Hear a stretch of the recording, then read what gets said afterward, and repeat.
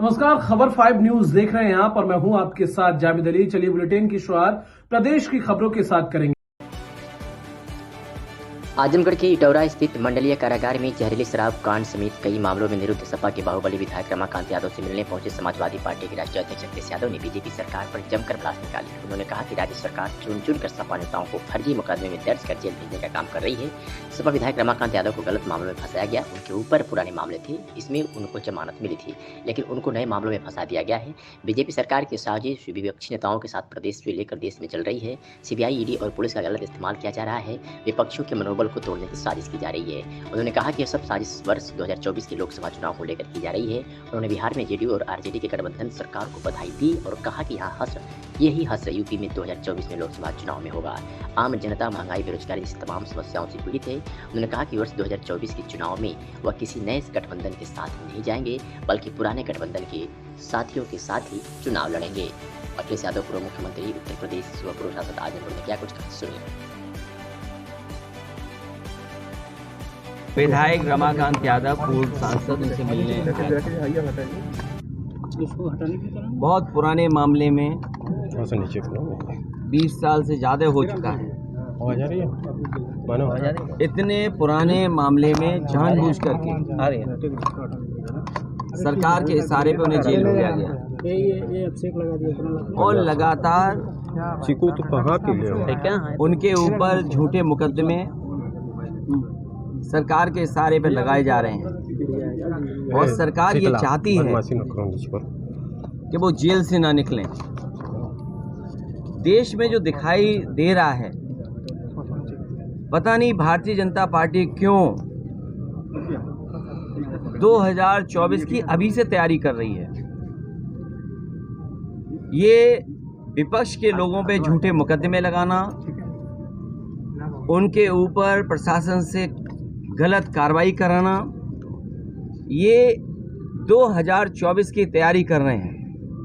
क्योंकि जो मुद्दे हैं ये बेरोजगारी का जवाब नहीं देना चाहते। महंगाई क्यों लगातार बढ़ती चली जा रही है, उसका जवाब नहीं है इनके पास। इसीलिए जानबूझ करके जनता का ध्यान हटाने के लिए और विपक्ष को उनके नेता आवाज न उठाएं, चिन्हित कर करके झूठे मुकदमे लगा करके उन्हें जेल भेजा जा रहा है। चाहे यहाँ पर आपके आजमगढ़ में हो या रामपुर में। आजम खान साहब, उन पे भी झूठे मुकदमे लगे, रमाकांत यादव झूठे मुकदमे लगे। केवल 2 नेता नहीं, और भी प्रदेश में तमाम नेता हैं जिनके ऊपर झूठे मुकदमे लगा करके सरकार ने जेल भेजा है। याद कीजिए, चुनाव से पहले एक इत्र व्यापारी पर छापा मारा था और इत्र व्यापारी को ये कहा गया कि इसने समाजवादी इत्र बनाया है, इसलिए समाजवादी पार्टी का ये समर्थक है। लेकिन आज भी अगर छानबीन करोगे, आप सच्चाई तक पहुंचोगे, वो व्यक्ति भारतीय जनता पार्टी का था। जो पैसा उस समय 200 करोड़ के ऊपर पकड़ा गया, वो सब भारतीय जनता पार्टी के लोगों का था। लेकिन प्रोपेगेंडा, प्रचार झूठा, उसके माध्यम से इन्होंने ये प्रचार किया। किसी पे भी मुकदमे लग सकते हैं। आप बताइए, दिल्ली में। अच्छा, अगले से एक छोटे और 1-2 सवाल है। विपक्ष में कोई चेहरा तो नजर नहीं आ रहा है जो मोदी को टक्कर दे सके। आप देख क्यों नहीं पा रहे हो कि अच्छा, आप टक्कर देने की बात कर रहे हो? आप ये बताओ, जिनसे टक्कर लेनी उन्होंने कोई एक ऐसी सड़क बनाई हो जिसपे खुद हवाई जहाज से उतर गए हो, तो आप बताओ, इसका जवाब है आपके पास? अखिलेश भैया, हमारे पत्रकार साथी अब गूंगे हो गए। मैं पत्रकार साथी से पूछना चाहता हूं, जो जवाब मांग रहा है हम लोगों से, वो बताएं कि उन्होंने कोई अपनी ऐसी सड़क डिजाइन की हो बीजेपी ने खुद? बुंदेलखंड डिजाइन की, हवाई जहाज तो नहीं उतर पाया ना उसमें। ये डिजाइन थी समाजवादियों की, इसलिए हरकुलस उतर गया, इसलिए प्रधानमंत्री उतर गए। हम ये पूछना चाहते हैं कि क्या बीजेपी ने ऐसी कोई डिजाइन की सड़क खुद, जिसमें खुद का हवाई जहाज उतर गया हो? और आपको पूछना चाहिए कि आजमगढ़ का एयरपोर्ट बनके तैयार है। अब इसको हम खुशकिस्मती समझें या अपना दुर्भाग्य समझें, समाजवादियों का गढ़ माना जाता है, इसीलिए नहीं चालू हो रहा है एयरपोर्ट। उन्हें डर ये है कि जैसे ही एयरपोर्ट चालू होगा समाजवादी लोग आ जाएंगे, इसमें उतरने लगेंगे। इसीलिए चालू नहीं कर रहे हैं। मनीष सिसोदिया पे कार्रवाई हुई सर ईडी की, क्या कहेंगे? उन पे भी शराब की कर दी। ये मैं आपसे कह रहा हूँ, इस सरकार किसी को भी झूठा फंसा सकती है। आपको डर नहीं लगता? अब क्या डर अच्छा, लगेगा? चाचा शिवपाल जी ने बयान दिया था हमारा। सर चाचा शिवपाल जी ने एक बयान दिया था कर्ज का, क्या उस पर? मैं ये नहीं पढ़ता ये चीज़ें।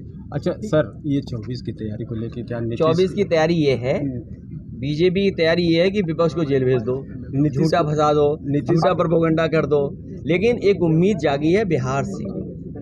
बिहार में सुपड़ा साफ होने जा रहा है बीजेपी का। ये घबराई हुई है बीजेपी। अगर हवा बिहार में ऐसी चलेगी तो उत्तर प्रदेश में भी समाजवादी लोग तैयारी करेंगे, जिससे यहाँ भी भारतीय जनता पार्टी का मुकाबला तो सर करेंगे। विपक्ष यहाँ भी एक हो सकता है, सपा बसपा फिर एक साथ आ सकते हैं क्या?